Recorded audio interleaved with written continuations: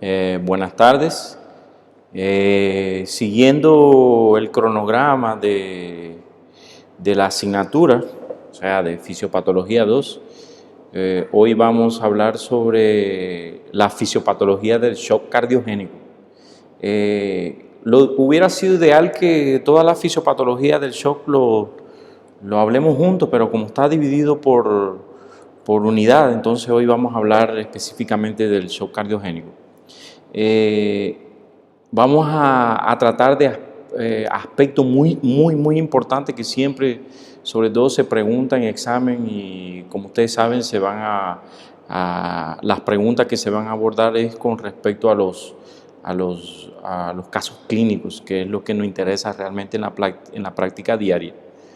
Entonces, hoy vamos a hablar de shock cardiogénico y bueno, ya la mayoría saben mi nombre. Entonces, observen esto. El shock como tal, o sea, todos los shocks tienen algo en común, que es la hipoperfusión, o sea, la disminución del flujo sanguíneo hacia los tejidos. Ahora, aquí hay algo muy importante del shock cardiogénico que siempre tiene que existir, que es el volumen vascular, intravascular, siempre tiene que estar normal. Eso es algo propio del shock cardiogénico. Y observen esto, siempre usted como médico en la práctica clínica debe descartar, o sea, otras causas que pueden llevar a un shock. O sea, observen esto, si yo tengo un paciente que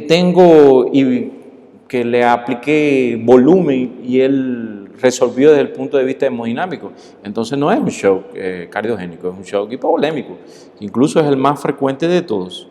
Si el paciente a lo mejor tiene una patología respiratoria como un asma, una enfermedad pulmonar obstructiva crónica y mejoró con oxígeno, entonces no es un shock cardiogénico. La acidosis, por ejemplo, en la diabetes mellitus tenemos la acidosis metabólica propiamente dicha, ¿verdad? Entonces, si el paciente mejora después de usted tratar la acidosis metabólica, entonces no es un shock cardiogénico, es simplemente una acidosis metabólica.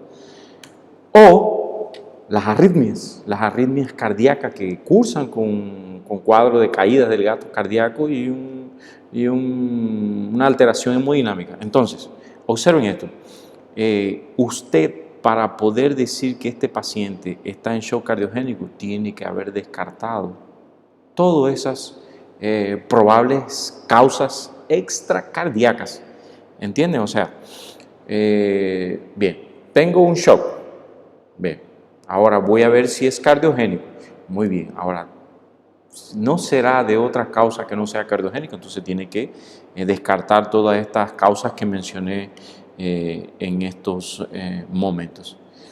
Muy bien, ahora, observa, el shock tiene como característica hemodinámica que debe caer sí o sí el gasto cardíaco. Muy bien, cae el gasto cardíaco y eso va a producir disminución de la perfusión tisular, produciendo hipoxia tisular y hipoperfusión. Muy bien, ahora esto cuando es de causa cardíaca, sobre todo cuando hay una caída grave de la función cardíaca, observen esto. ¿Cuál es la causa más importante cuando hay una hipoperfusión o una hipofunción cardíaca grave? Bueno, y miren aquí, ¿quién está? La pérdida de la función de la contractilidad miocárdica. Y, como siempre le había mencionado en el concepto, que debe haber un volumen intravascular adecuado. Observen, fíjense cómo se repite estas palabras. Bien, ahora, todo paciente que tiene un shock cardiogénico debe tener una tensión arterial sistólica menos de 90 milímetros de mercurio. Pero aquí hay algo importante. Y si llega un paciente que tiene de tensión arterial sistólica 180, o sea, 90 milímetros de mercurio, y aquí viene la pregunta, tiene que tener certeza de que por lo menos tiene que tener 1 hora como mínimo de evolución con esa tensión arterial. Y obviamente usted, si lo está tratando, lo debe estar tratando con líquido. Y observe esto, si yo estoy tratando 1 hora a este paciente que tiene tensión arterial sistólica menos 90 y no mejora, entonces aún yo aplicando o reponiendo volumen, entonces hay que pensar en un shock cardiogénico de sí o sí.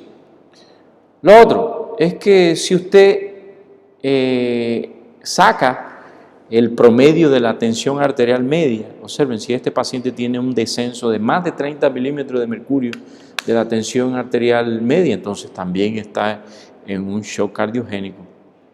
Lo otro, que el índice cardíaco esté por debajo de 2.2 litros por minuto por metro de superficie corporal. Recuerden que lo normal es 4,5 a 6 litros por minuto, según sea el paciente, femenino o masculino.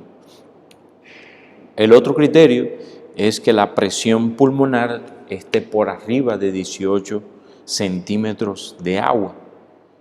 Otro criterio es que la diuresis o la uresis esté por debajo del 0,05 mililitros por kilogramos por hora. Recuerden que es más de eso. Recuerden que el filtrado glomerular es de 1 ml por minuto. Y otro criterio es que la frecuencia cardíaca se encuentre por arriba, o sea, esté más de 60 latidos por minuto. Bien. Entonces, aquí vienen criterios propiamente hemodinámicos. Como había mencionado, la tensión arterial sistólica debe estar por debajo de 90 milímetros de mercurio, o en caso de que usted tenga un nivel basal, de que esa presión arterial haya caído 30 milímetros de mercurio por debajo de lo que normalmente el paciente se esté manteniendo. Lo otro es que el volumen intravascular, ojo, siempre debe estar normal, o sea que no ha existido ninguna pérdida de volumen. Lo otro es que debe haber una hipoperfusión tisular y obviamente el índice cardíaco está por debajo de 2,2 litros por minuto por metro de superficie corporal. La presión capilar o en cuña pulmonar debe estar mayor de 18 milímetros de mercurio, centímetros de agua. Bien, esos son criterios hemodinámicos que tienen que saberlo, porque eso usted lo está midiendo constantemente en los pacientes. Bien, bien. Ahora, observe esto. ¿Qué pasa? Cuando tenemos un miocardio, como obviamente estamos hablando de shock cardiogénico, o sea que la causa es cardíaca, y recuerden que la función más importante del corazón es el bombeamiento de sangre, o sea, tiene una función de bomba. Ahora observen esto, cuando hay un miocardio no funcional, o sea, que no funciona, que no está cumpliendo esa función de bomba, de más de 40% o más, observen esto, hay que ver de que puede existir o puede que esté aconteciendo de que hay más de un territorio del miocardio que esté afectado, o puede ser que el estado del miocardio, que teóricamente puede estar bien, no esté del todo bien, o puede ser que el paciente tenga otra enfermedad coronaria. O sea, usted tiene que ver si existe una pérdida de ese miocardio de más de un 40%, puede que esté aconteciendo otros elementos, otros eventos en ese mismo miocardio. Bien, ahora, ¿quiénes son estos pacientes que generalmente son los más afectados? O sea, ¿quiénes son los que tienen sí o sí ese factor de riesgo de tener un shock cardiogénico? Bueno, la edad. La edad es un factor importante. Ya saben que a medida que avanza la edad, hay una arteriosclerosis y una degeneración y obstrucción de las arterias coronarias. Lo otro es la diabetes mellitus, sobre todo la diabetes mellitus tipo 2. Lo otro, la enfermedad vascular periférica, el infarto agudo miocárdico. Ahora vamos a ver más adelante cómo es importante saber la localización del infarto agudo del miocardio. Lo otro es la disfunción del ventrículo izquierdo que haya tenido antes del cuadro del shock cardiogénico. Bien, esos son factores de riesgo muy importantes que tiene que tomar en cuenta cuando usted está evaluando o asistiendo a un paciente. Bien, ahora, ¿cuáles son las causas que tiene que ver siempre? Bueno, saben que el gasto cardíaco depende del ventrículo izquierdo, observen. Y miren esto, la causa más frecuente es la falla o caída de la función del ventrículo izquierdo. Y fíjense cómo él representa el 74% de las causas. O sea que ojo con eso.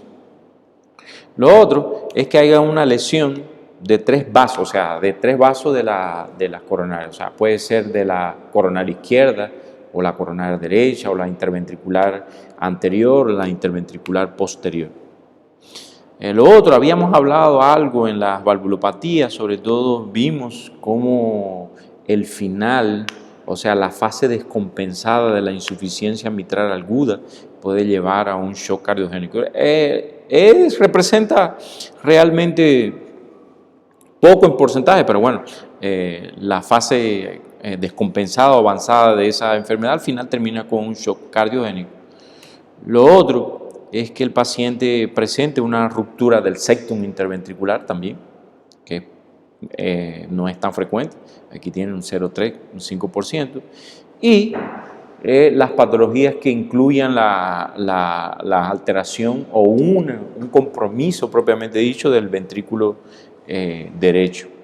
Y bueno, habíamos visto también, aunque no es muy frecuente, los taponamientos cardíacos también pueden llevar a un shock cardiogénico. Lo habíamos visto también según la fase en las clases anteriores. Y ahí tienen, recuerden, la más frecuente siempre es la caída o la alteración de la función del ventrículo izquierdo. Bien. Ahora, observen aquí, miren cómo la localización del infarto aquí es importante. Observen esto. Miren, todos los pacientes que tienen infarto de la cara anterior, la probabilidad de complicarse con un shock cardiogénico representa el 55%. Si es de cara diafragmática o cara inferior, es de 46%.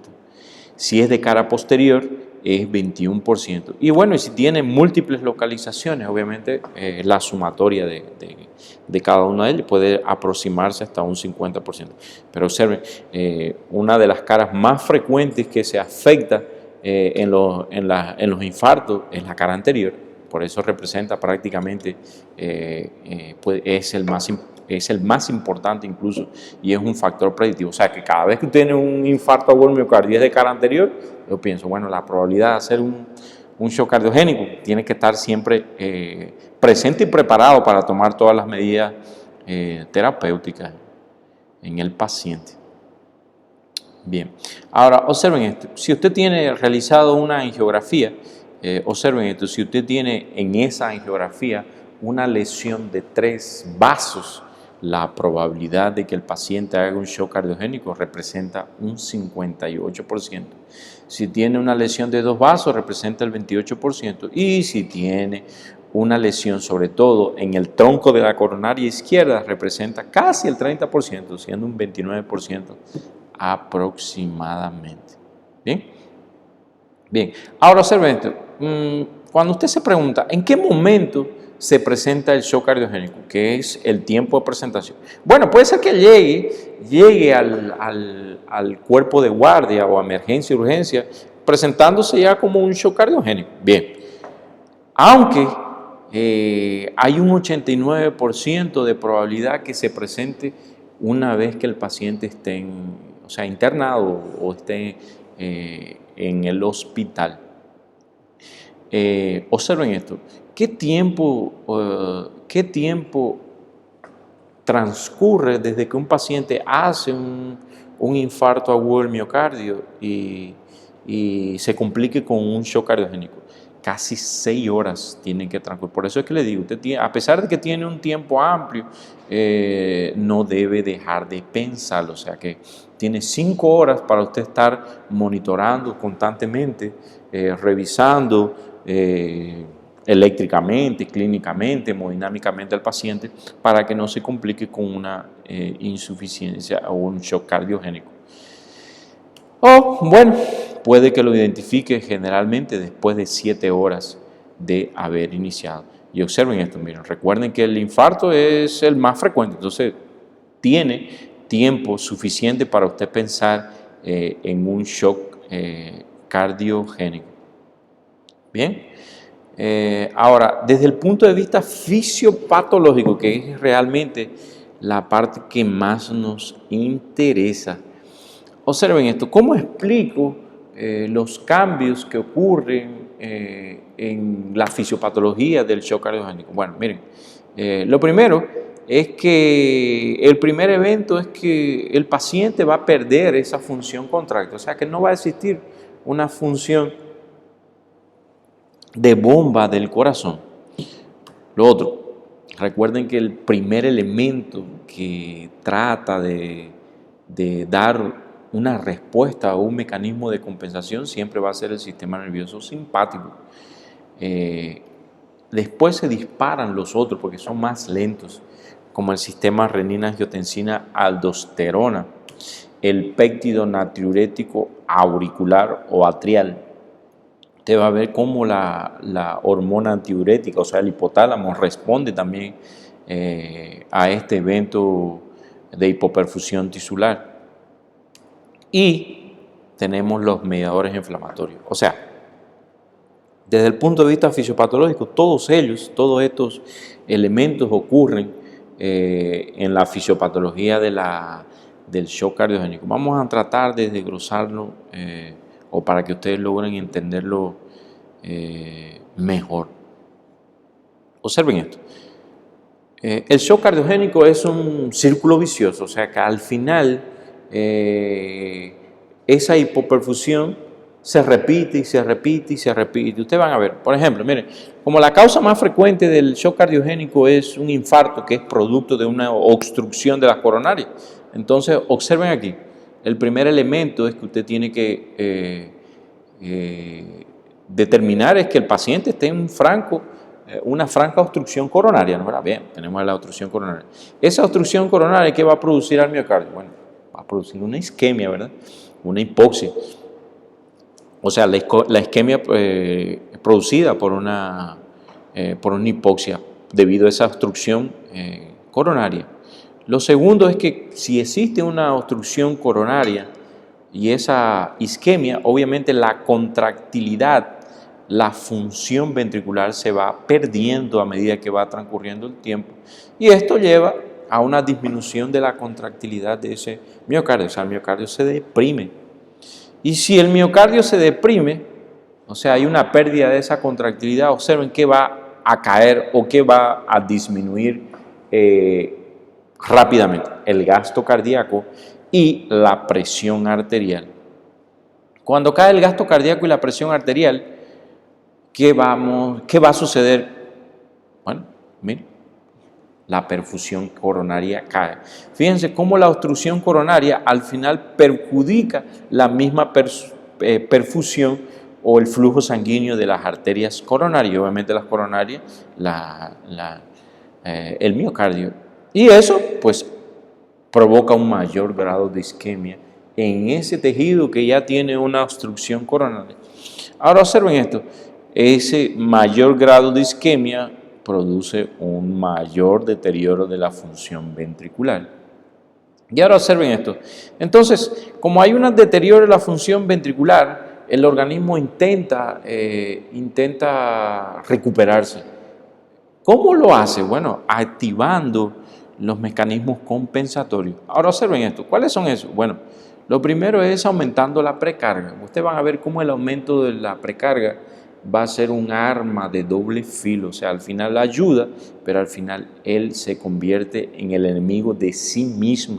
Observen esto, ese aumento de la precarga va a provocar un aumento o dilatación del ventrículo.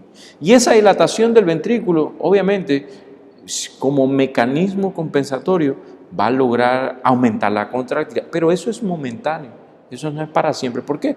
Porque obviamente ya tiene isquemia, ya ese tejido, ese proceso hipóxico se sigue repitiendo y al final este mecanismo no funciona, cae. ¿Comprende? Y eso entonces, observen esto, cómo este aumento de la precarga al final produce mayor dilatación ventricular y al final, miren, congestión pulmonar. O sea, en los primeros minutos esa descarga simpática quizás resuelva el problema, pero al final se convierte en el peor enemigo. Y entonces los cambios que producen en ese miocardio no van a resolver el problema. Bien. Observen, como le había mencionado, los mecanismos de compensación son importantes. ¿Por qué? ¿Por qué tiene que existir un mecanismo de compensación en este paciente que está en un shock cardiogénico? Bueno, primero es que el flujo sanguíneo se va a redistribuir y ustedes van a ver cómo los tejidos que soportan mayor hipoxia, como la piel, el aparato digestivo, todos van a ir a garantizar el flujo de los tejidos más sensibles. Y esa redistribución de flujo se logra a partir del sistema nervioso simpático. Ustedes saben que se activa inmediatamente producto de la caída del gasto cardíaco, un fenómeno que es garantizado gracias a los vasoreceptores que se encuentran en el callado de la aorta y en el seno carotídeo.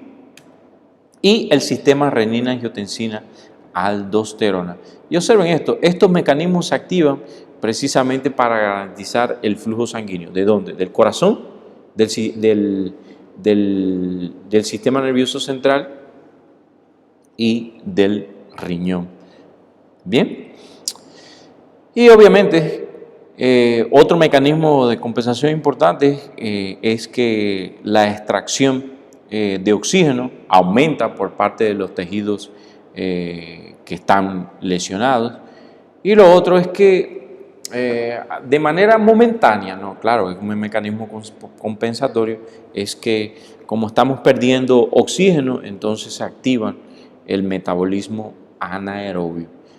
Bien, por eso tenemos que los mecanismos de compensación es lograr redistribuir el flujo, conseguir mayor extracción de oxígeno por parte del tejido lesionado y el aumento del metabolismo anaerobio. O sea, esos son los mecanismos más importantes que intentan compensar al paciente con esa hipoperfusión tisular.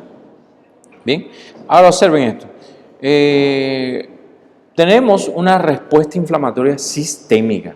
¿En qué consiste esa respuesta inflamatoria sistémica? Obviamente hay una parte clínica donde usted va a ver que el paciente, cuando usted lo observa, va a estar taquicárdico porque existe una respuesta o un mecanismo compensatorio que es llevado a cabo por el sistema nervioso simpático.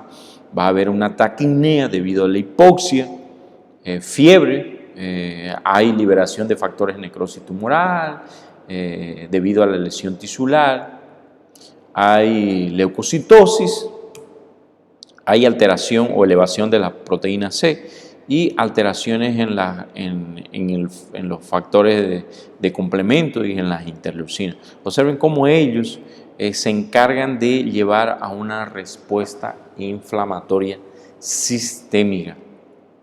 Bien, ahora, pero esa respuesta inflamatoria sistémica también es llevada por citocinas inflamatorias, que no sé si lo conocen, hay un mediador importante. Usted va a ver cómo el óxido nítrico, que es un neurotransmisor también, él se eleva y obviamente todos los otros mediadores, incluso el peroxioxinítrico. Y esto tiene una consecuencia. ¿Cuáles son las consecuencias de estas citocinas inflamatorias? Algo muy malo. Miren cómo él, en vez de mejorar, altera la contractilidad miocárdica, o sea, empeorando ya el cuadro del paciente. Obviamente el paciente ya tiene un deterioro miocárdico más este fenómeno, entonces el paciente tiende a empeorar. Lo otro es que las mitocondrias, existe una lesión mitocondrial. Recuerden que las mitocondrias son importantes para obtener el ATP, entonces aquí estas citocinas inflamatorias empeoran el cuadro. Lo otro es que altera el metabolismo de la glucosa. Recuerden que la respuesta simpática produce ya una hiperglicemia. Lo otro es que hay mayor respuesta inflamatoria, o sea, proinflamatoria. Y ustedes van a ver cómo los tejidos, o sea, sobre todo los vasos sanguíneos, ya no responden a la respuesta simpática. Entonces las catecolaminas ya no hacen ningún efecto en los tejidos. Van a ver cómo el óxido nítrico produce sobre todo una vasodilatación sistémica, provocando aún más que el tejido, o sea, la función de irrigación quede más, o sea, la sangre quede estancada en sí en la periferia. Ahora observen esto, observen cómo el infarto agudo del miocárdico va a producir una disminución de la contractilidad. Y esto observen, si a lo mejor perdemos una contractilidad de un 10 a un 14%, bueno, el paciente puede mejorar con tratamiento sintomático y tratamiento farmacológico, bien. Pero si este paciente pierde más de un 15% de la función contráctil, observen que va a perder la fracción de eyección ventricular. Ahora, si este paciente pierde un 25% o más de un 25% de esa masa miocárdica, de esa función como tal, el paciente cae en una insuficiencia cardíaca. Y si pierde de un 35-40%, el paciente hace siempre o se complica siempre con un shock cardiogénico. Por eso, usted cuando ve en el electrocardiograma, sobre todo las derivaciones, tiene que ver la probabilidad de la extensión del infarto, porque probablemente va a caer en un shock cardiogénico. ¿Bien? Por eso es importante, observen cómo la contractilidad, mantener la contractilidad del miocardio aquí es importante. Bien, ahora observen esto. Observen aquí. Bueno, acabamos de decir que una de las causas es el infarto agudo del miocardio. ¿Qué es lo que sucede? Recuerden, cuadros ateroscleróticos trombosis. ¿Qué produce? Alteración del flujo. Esa alteración del flujo sanguíneo conlleva a isquemia miocárdica. Si esa isquemia miocárdica usted no lo resuelve, produce una necrosis miocárdica. Si esa necrosis miocárdica evoluciona, ¿qué va a tener? Va a seguir perdiendo más masa y al final el paciente cae en shock cardiogénico. Observen la cadena, es importante que usted tome en cuenta todo ese fenómeno. El fenómeno siempre lleva una pérdida de la masa contráctil y lleva a un shock cardiogénico. Ahora observen, esa isquemia en el ventrículo, ¿qué va a producir? Disminuye la compliancia, ¿no? Recuerden que la compliancia es la capacidad de adaptarse a un determinado volumen. Ahora observen, si disminuye la compliancia, miren, aumenta las presiones de llenado y aumenta el volumen de llenado ventricular. Y eso al final produce que, recuerden lo que se encuentra detrás del corazón, los vasos o las venas capilares pulmonares, produciendo edema pulmonar y exacerbando el cuadro de hipoxia. Y ahora observe esto, si tenemos hipoxia, obviamente uno de los mecanismos para intentar resolver el problema es la respiración anaerobia. Entonces tenemos la glucogenólisis, la glucólisis anaerobia, y eso aumenta el ácido láctico, disminuye el ATP, y observen qué va a suceder dentro de la célula, aumenta el sodio y el calcio. Eso es muy malo porque al final lleva a un edema celular y a la muerte celular, porque se activan las proteasas intracelulares y exacerba el cuadro de lesión tisular. Bien, y ahora observen, ¿cuál es el papel del sistema nervioso simpático? Bueno, la noradrenalina, adrenalina, ¿qué va a producir? Bueno, a activar o aumentar la fuerza de contracción y el efecto cronotrópico o la frecuencia cardíaca. Y en la periferia va a producir una vasoconstricción arterial y venosa. ¿Con qué objetivo? Para lograr que esa sangre que se encuentra en la piel, en los órganos que soportan mayor hipoxia, lleven ese flujo de sangre hacia el corazón, hacia el riñón, hacia el encéfalo. Y obviamente ese cuadro de vasoconstricción periférica exacerba más la hipoperfusión tisular en esos tejidos. Bien, ahora observen, esa hipoperfusión renal lleva directamente a una activación del sistema renina-angiotensina. Y recuerden, la angiotensina es un potente vasoconstrictor, produciendo una vasoconstricción periférica, y la aldosterona, que se libera en la glándula suprarrenal, aumenta la reabsorción de sodio y agua y, bueno, intenta recuperar ese volumen circulante. Bien, o sea, como ustedes vieron, vieron cómo el sistema simpático, el sistema renina-angiotensina, intenta recuperar la función, o sea, a través de volumen, el gasto cardíaco, pero sabemos que el miocardio perdió su contractilidad, entonces este mecanismo al final no va a resolver el problema.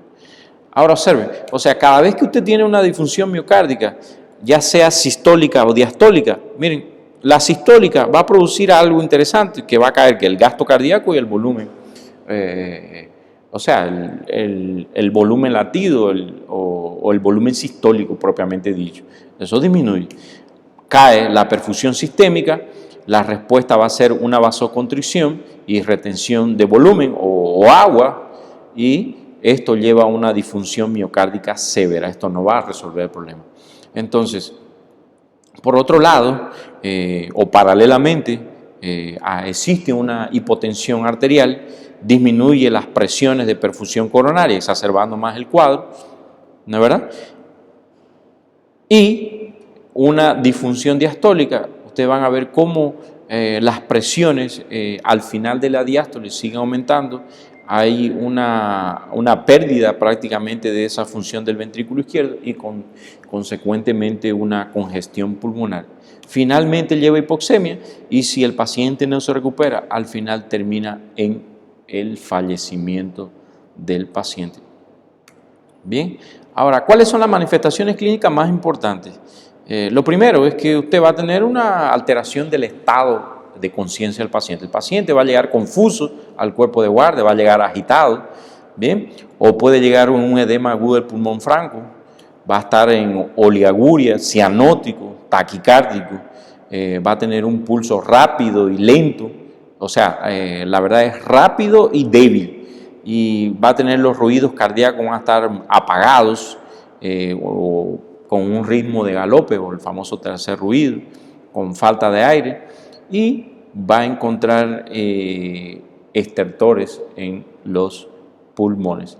Observen aquí algo importante. Esta es la clasificación de Kimball, que él lo divide o lo clasifica en 4 clases. Observen, la clase 1 es aquel paciente que no tiene insuficiencia cardíaca y prácticamente usted lo ve normal. Ese paciente está haciendo un cuadro de pre-shock, no quiere decir que no lo vaya a hacer.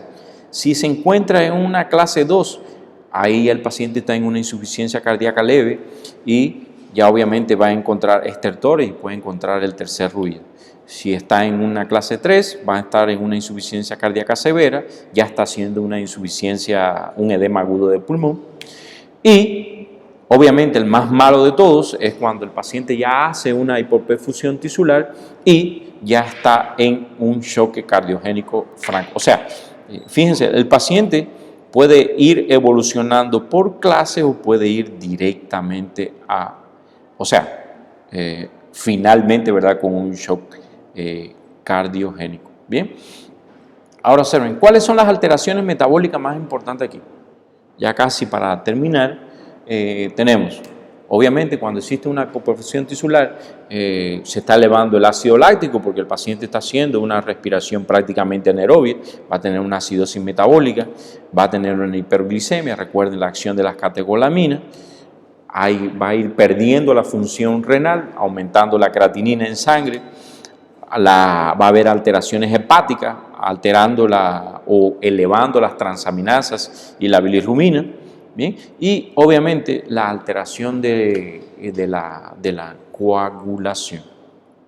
Bien, y recuerden, usted tiene que evaluar siempre a este paciente con un electrocardiograma, tiene que tener siempre un rayos X de tórax, un ecocardiograma, y recuerde que para lograr medir las presiones pulmonares o la presión en cuña pulmonar, recuerde siempre que lo tiene que hacer sí o sí por un catéter de Swan-Ganz. Y por último, para usted ver el estado o el grado de lesión de las coronarias, una angiografía. Bien, entonces ese es el tema de hoy, el shock cardiogénico. Recuerden todos los conceptos básicos y la cadena fisiopatológica o sea, todo lo que acontece antes que el paciente haga una muerte celular debido a una hipoperfusión tisular. Bien, a las próximas clases seguimos con los otros temas. Bien, bueno, gracias, buenas tardes.